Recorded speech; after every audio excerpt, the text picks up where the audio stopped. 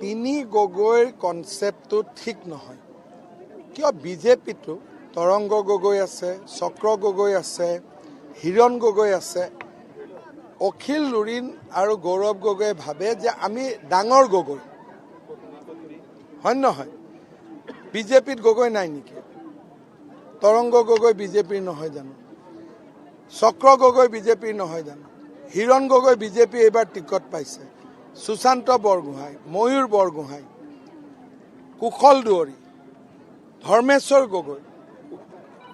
কোঁৱৰ আজি আপুনি ভাবক যে বিজেপিত সকলো জাতি উপজাতিৰ মানুহ আছে একেলগে আমি ইলেকশ্যন খেলিছোঁ তিনি গগৈয়ে ভাবে যে আমি চন্দ্ৰগ্ৰহৰ পৰা অহা গগৈ